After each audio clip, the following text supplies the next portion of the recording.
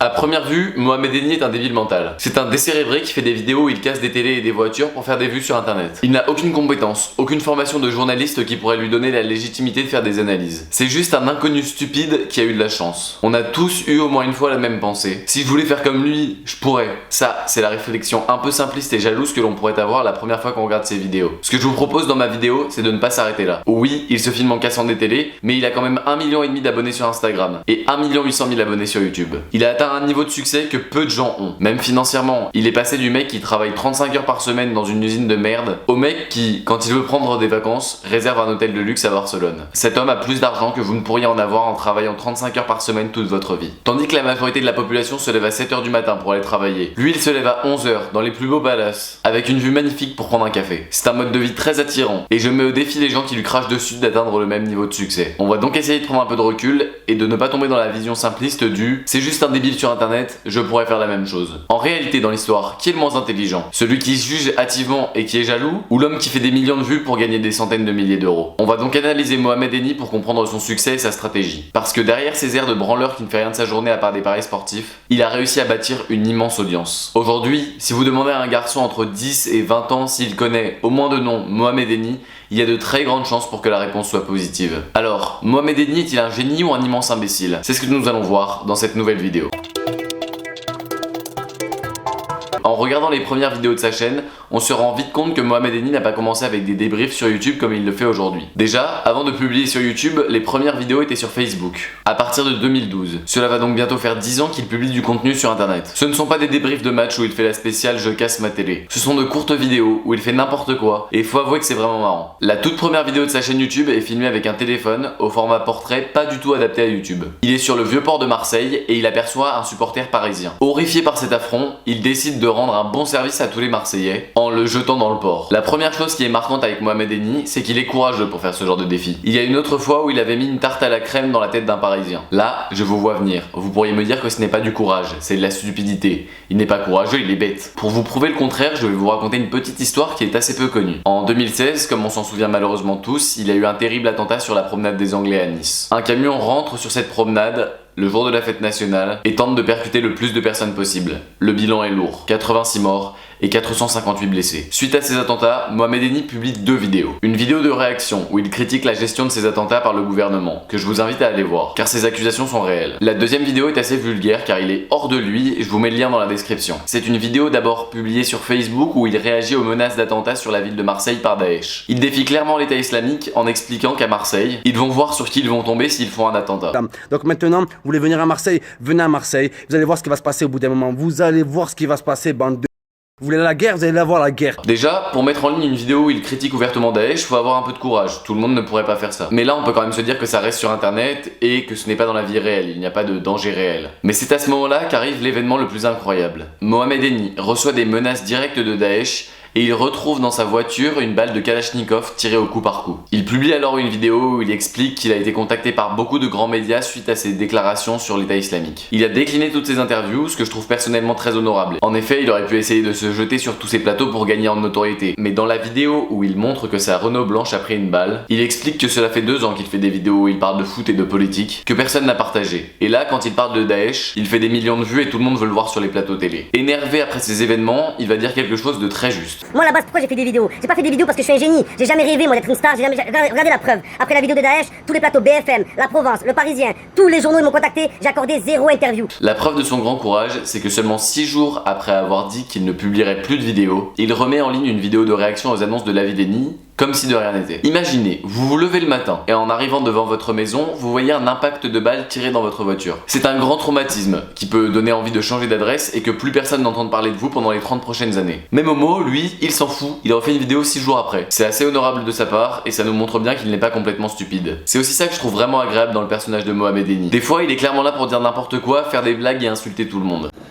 Bonjour Bonjour Ada les amis. Mais quand il parle sérieusement, il est toujours honnête et clair dans ses propos. Ce n'est pas le mec qui ne veut pas se mouiller par peur de décevoir son audience. Non, il assume chacune de ses positions, même si elles ne plaisent pas tout le temps. Quand je vois les médias, le journal L'équipe, c'est le journal Les Pipes, la vie de ma mère. Oh, c'est eux qui ont contribué à la descente aux enfers de Benzema. Et là ils sont là, ouais, on est content. Vous êtes content du retour de Benzema que pour l'argent qu'il va vous rapporter, c'est tout. Il ne va pas couper ses excès de colère au montage ou censurer des propos qui pourraient paraître choquants. Non, il partage ses opinions telles qu'elles sont, sans les modifier ou les adoucir pour qu'elles soient plus recevables. Encore aujourd'hui, alors qu'il aurait largement les moyens de se payer un monteur, il choisit de travailler sans montage. Si j'ouvre l'onglet tendance de YouTube aujourd'hui, dans les 20 premières vidéos, il n'y en a absolument aucune qui est publiée sans montage ou sans miniature finement photoshopée. Là aussi, ça lui rajoute de la crédibilité par rapport aux autres youtubeurs. Tout le monde fait tout pour être connu et faire de bonnes vidéos. Moi le premier. Lui, il se filme simplement avec son téléphone, il extrait une image de la vidéo pour faire la miniature et il la publie. Surtout, au début, il faisait ses vidéos en parallèle de son travail, ce qui lui prenait beaucoup de temps. Dans la même vidéo après les menaces et la balle, il fait un coup de gueule en expliquant qu'il se lève tous les matins à 5h pour aller travailler à l'usine et qu'il fait ses vidéos le soir en rentrant, épuisé après une grosse journée de travail. Il est aussi excellent dans un format qui permet de se rapprocher de son audience, les stories Snapchat. En effet, tous les jours, il se filme en train de réagir aux derniers événements ou aux matchs. C'est aussi là qu'il montre ses paris sportifs dont on parlera dans la suite de la vidéo. Le principe même de Snap, c'est qu'on ne peut pas mentir, on va dans le quotidien de la personne qu'on suit et cela renforce beaucoup son aspect honnête, de montrer la réalité des faits. Même quand il parle de son succès, il est honnête. Il n'essaye pas de cacher sa réussite pour rester authentique aux yeux de son audience. Non, au contraire, il le montre et il explique qu'il s'est fait tout seul et donc qu'il profitera tout seul. Il pousse ses abonnés à prendre des risques pour avoir une vie meilleure, à ne pas se contenter de ce qu'ils ont. Les relations qu'il a avec les autres influenceurs nous montrent bien que Momo fait tout pour rester dans l'honnêteté. Par exemple, il affiche publiquement son mépris pour les influenceurs qui viennent de la télé-réalité. Il s'était par exemple clashé avec Kim Glo, star de la télé qui avait participé à la saison 2 des Marseillais. Pour résumer brièvement l'histoire parce que c'est inintéressant, elle avait été bloquée en Tunisie, elle avait commencé à insulter le pays en le traitant de dictature, etc.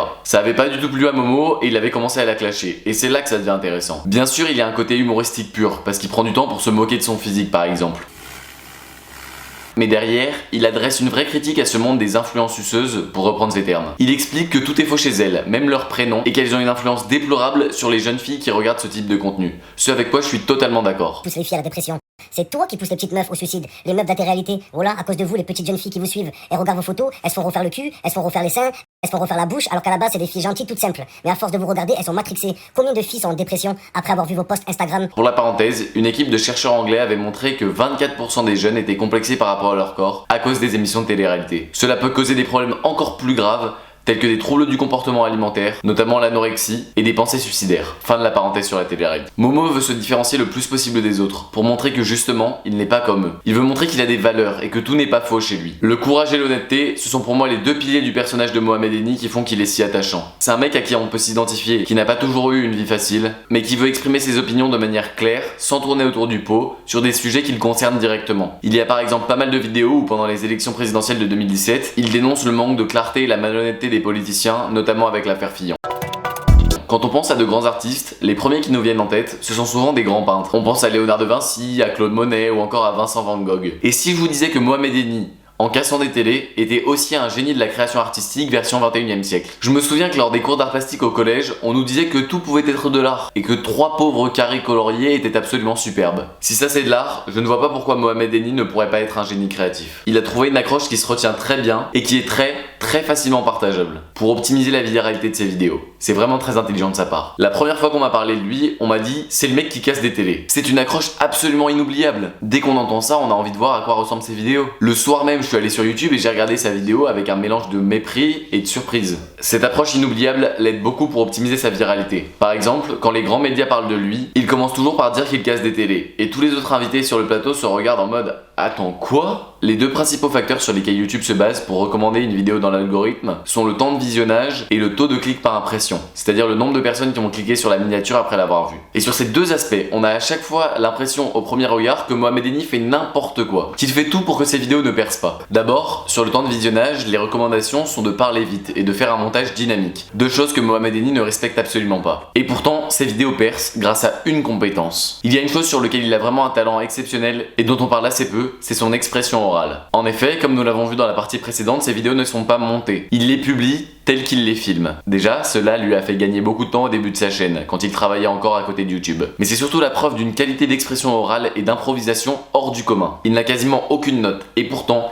il réussit à tenir parfois plus de 10 minutes seul, face caméra. Dit comme ça a pas l'air trop compliqué, mais je vous recommande d'essayer. Posez-vous devant votre caméra et essayez de parler de quelque chose qui vous est arrivé aujourd'hui. Vous verrez que 10 minutes ça va être très long, surtout quand vous allez re-regarder la vidéo après l'avoir filmée. Imaginez au travail ou à l'école devoir faire une présentation de 10 minutes sans aucune note. Et encore, c'est beaucoup plus compliqué sur YouTube qu'au travail ou à l'école. Parce que si votre exposé est ennuyeux, quand vous le faites devant des gens que vous connaissez un peu, personne ne va quitter la salle de réunion ou la salle de classe parce qu'il ne trouve pas ça intéressant. Par contre, sur internet, et en particulier sur YouTube, il y a constamment 10 autres miniatures qui appellent votre attention et pourtant vous regardez quand même la vidéo de Mohamed Eni jusqu'à la fin. Très peu de youtubeurs qui ont atteint le même niveau de popularité peuvent se permettre de sortir des vidéos sans aucun montage, voire personne en fait. La deuxième statistique importante pour l'algorithme de YouTube, c'est le taux de clic par impression. Quand on compare les miniatures de Mohamed Eni avec celles des autres youtubeurs connus en France, comme par exemple Squeezie ou Michou, on a vraiment l'impression que les siennes sont nulles. C'est juste une image prise au hasard pendant la vidéo. Nul. Et si au contraire, je vous disais que ces miniatures faisaient partie des meilleures qu'on peut voir sur YouTube et qu'ils ne pourraient pas en faire des mieux. Prenez une seconde et réfléchissez à voir une vidéo de Mohamed Eni avec une miniature travaillée. Avouez que ça marche pas du tout. Chacune de ces images montre une émotion ou une petite référence qui pousse à cliquer sur sa vidéo. Par exemple, ici, il est dégoûté. Sur cette autre vidéo, il est absolument ravi que Paris se soit fait sortir de la Ligue des Champions. Et enfin, sur cette dernière miniature, il fait référence à un de ses propres lives qu'il avait fait sur Instagram avec Karim Benzema pendant le confinement. C'est un moment qui était resté car la comparaison était assez marrante. Momo demande à Benzema ce qu'il pense de Giroud. Et Benzema répond qu'il y a entre eux deux une F1 et un karting. C'est donc resté et Momo appelle souvent Benzema la F1. Et c'est justement parce que le Real de Benzema venait de se faire éliminer par Chelsea, équipe dans laquelle joue Olivier Giroud, qu'il a mis dans sa miniature un karting. Le seul bémol que je mettrais sur ces miniatures, c'est qu'il exprime un peu trop souvent la même émotion. Du coup, des fois, on anticipe déjà le contenu du débrief sans même l'avoir vu. Mais globalement, ces miniatures nous font comprendre ce qu'il va y avoir dans la vidéo par rapport au match qu'il va débriefer. Les deux plus grands facteurs de viralité sont donc à première vue négligés par Momo. Pourtant, quand on creuse un peu, on se rend compte que dans son propre style, qui ne ressemble à celui de personne d'autre, il est vraiment excellent. Une fois qu'on a une grosse audience, il faut savoir la monétiser pour passer au niveau supérieur et pouvoir en vivre. Les influenceurs plus classiques utilisent souvent les mêmes techniques pour faire de l'argent avec leurs vues. En général, ils sont contactés par des marques pour faire la promotion de leurs produits et essayer de les vendre à leur audience. Pour que le taux de conversion soit maximal, il faut que le produit concorde avec l'audience visée. Par exemple, si un influenceur construit une audience principalement autour de la chasse, faire un partenariat avec une marque de steak vegan, c'est peut-être pas la meilleure idée. Bref, vous avez compris l'idée. Le problème, c'est que certaines célébrités font vraiment n'importe quoi avec la monétisation de leur audience. Et si vous présentez à votre audience des produits qu'elle n'aime pas, ça peut passer une fois, deux fois, mais après les gens vont vous unfollow. Et vous allez perdre leur confiance. C'est l'effet pervers des placements de produits dénoncé par Squeezie et Maxence dans le clip Placement de produits.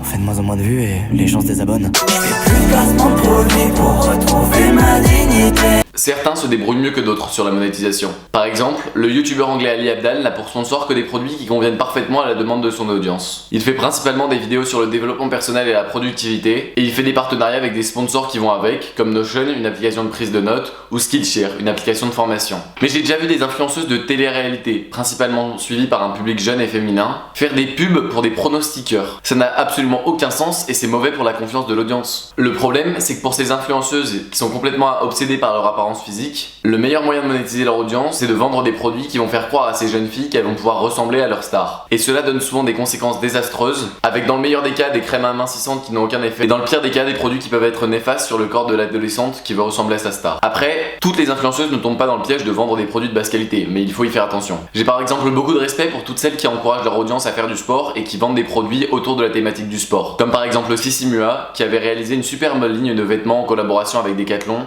qui a d'ailleurs été victime de son succès. Comment Mohamed Eni fait-il pour monétiser son audience tout en gardant son apparence et son style d'honnêteté? Dans ses stories Snapchat, il s'affiche très régulièrement en train de miser de grosses sommes d'argent sur des paris sportifs. Et son audience, qui vient du foot, a une tendance naturelle vers les paris sportifs. Naturellement, il fait donc des partenariats avec des pronostiqueurs. Attention, ici gros warning de ma part. Je vous recommande fortement de ne jamais payer pour des conseils en paris sportifs. Et même de ne pas croire que ça peut être une source de revenus rentable. Il y a une raison très simple pour cela. Si un pronostiqueur a trouvé une méthode viable qu'il peut reproduire pour battre sur le long terme les bookmakers en paris sportifs. Et il y en a peut-être qui ont réussi ça, mais ils n'ont absolument aucun intérêt à partager leur méthode. En effet, s'ils ont trouvé un moyen statistique de gagner sur le long terme, il suffit de prendre ces gains, les réinvestir encore et encore, et avec l'effet cumulé, ils vont finir avec de très grosses sommes d'argent. Et dans ce cas-là, il avait intérêt à ne jamais partager sa méthode. Je vous dis pas de pas faire de paris sportifs, et moi-même de temps en temps j'en fais pour le divertissement. Mais je vous conseille de ne pas y miser de l'argent que vous ne pouvez pas perdre. Bref, Momo utilise les pronostiqueurs pour faire de l'argent avec son audience, et c'est ce qui correspond le mieux aux gens qui regardent son contenu. Ce que je trouve mieux encore, c'est son partenariat avec Winamax, qui est gagnant pour tout le monde. En effet, d'un côté, ça permet à Eni de monétiser son audience. De l'autre, ça offre des free bets et des opportunités de paris à ses auditeurs. Et Winamax peut trouver des nouveaux clients pour son site. On peut bien sûr dire que ça incite au jeu d'argent, mais c'est toujours mieux que faire de la pub pour des pronostiqueurs louches. Mais il a aussi essayé d'autres sponsors. Il a par exemple fait de la pub pour des clones d'AirPods, ce qui, pour garder la confiance de son audience, n'a pas été sa meilleure idée. Ses abonnés sont probablement intéressés par ce type de produit. Le problème, c'est que ce sont des écouteurs de très basse qualité, achetés en Chine aux alentours de 3 $ et revendus en France sur des sites un peu plus propres pour 50 €. Dans la morale de la plupart des gens, ça s'apparente à une arnaque et ça peut leur faire perdre confiance. Dans la catégorie sponsor de qualité douteuse, il y a aussi eu les coachs en trading, et pour ça c'est la même chose que pour les pronostiqueurs.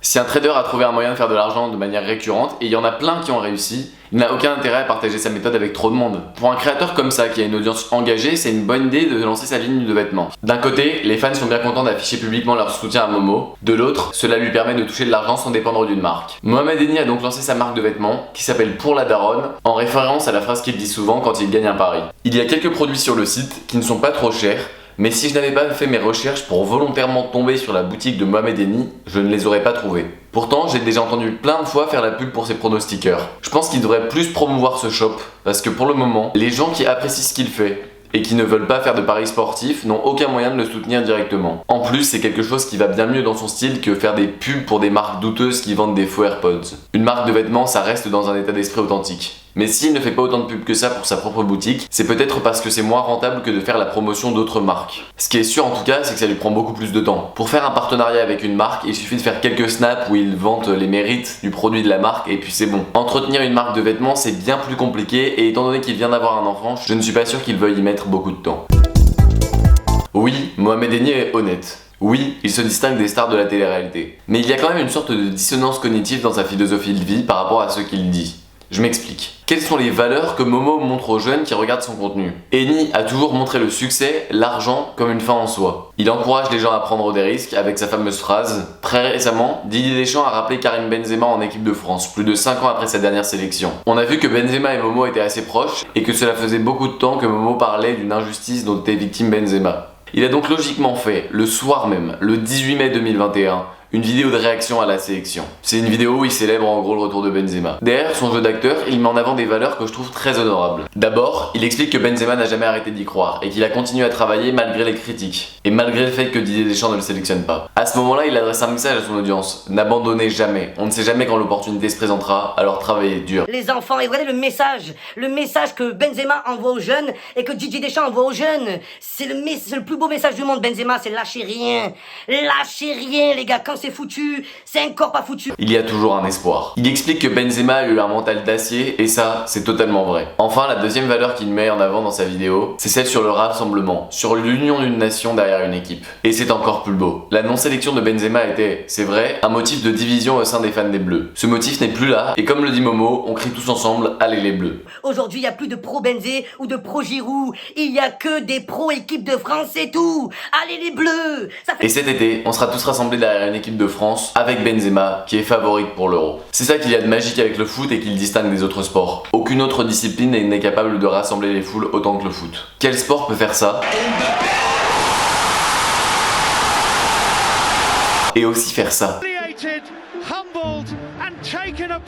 C'est le foot qui nous fait pleurer et c'est le foot qui est capable de faire descendre des centaines de milliers de personnes dans la rue. Le foot est un sport populaire qui unit un pays et une nation. Donc Mohamed Eni transmet de belles valeurs. Le problème, c'est que la vie qu'il montre à travers ses snaps ne transmet pas forcément l'application de ses valeurs. Les risques qu'il prend en général, c'est sur des paris sportifs, donc c'est pas un très bon exemple pour la jeunesse. De plus, il se vante de se lever tard tous les matins et se montre en train de fumer. On peut donc se poser la question de la cohérence de ses propos. D'un côté, il encourage ceux qui le regardent à tout donner et à ne jamais rien lâcher, et de l'autre, il montre une vie où il ne fait pas grand chose. Mais en fait, il faut comprendre que cette vie-là lui est venue avec le succès. Quand il travaillait dans son usine et qu'il se levait à 6h, il avait un rythme de vie effréné. Et il prenait du temps pour faire ses vidéos. Il a travaillé dur pour en arriver là où il en est, et aujourd'hui, il profite des fruits de son labeur. Là aussi, il ne faut pas tomber dans le piège de la première impression. On peut croire qu'il a toujours été paresseux, mais quand on creuse un peu, on se rend compte que c'est faux. De cette analyse du personnage de Mohamed Eni, on peut tirer 2 leçons que vous allez pouvoir appliquer dans votre vie, que vous soyez jeune footballeur ou pas. La première, c'est de toujours creuser derrière les apparences. Quand on regarde Eni au premier regard, on se dit qu'il est débile. Et pourtant, on a vu dans cette vidéo que c'était un fin stratège qui comprenait comment devenir viral sur internet. Au premier regard, on pense que ses miniatures sont nulles. Pourtant, en réfléchissant, on a vu qu'il ne pouvait pas en faire de meilleur s'il voulait rester dans le style de ses vidéos. Méfiez-vous de vos premières impressions et n'y restez jamais trop attaché. Il y a toujours des informations cruciales que vous ne connaissez pas. La majorité a plus souvent tort qu'on ne le croit. Apprenez à penser par vous-même. Ne soyez pas un mouton. Les gens les plus stupides ne sont pas ceux qui se trompent dans leur raisonnement. Ce sont ceux qui n'en ont pas et qui prennent celui des autres comme vérité absolue. La majorité des gens vous diront que Mohamed Eni est un crétin, qui ne fait que casser des télévisions pour faire le buzz. En regardant cette vidéo, vous avez compris que c'était faux. Mais si une seule vidéo a réussi à vous montrer que vous aviez tort sur un sujet que vous pensiez vrai, combien de vos opinions et de vos certitudes sont en fait complètement fausses? Et c'est le cas avec tout le monde, moi le premier. Il faut toujours essayer de réfléchir à contre-courant. Il ne faut pas suivre la masse par pure flemme. Ayez le courage de vous opposer à l'opinion générale, affirmez ce que vous pensez et vous verrez des choses que personne ne peut voir. Car la plupart des gens sont aveuglés par les œillères de la moutonnerie. Si la vidéo vous a plu, vous pouvez la liker et vous abonner à ma chaîne pour me pousser à créer de nouvelles vidéos. Si vous avez des idées de thèmes qui pourraient être intéressants à aborder, je vous invite à mettre un commentaire. Merci de m'avoir regardé.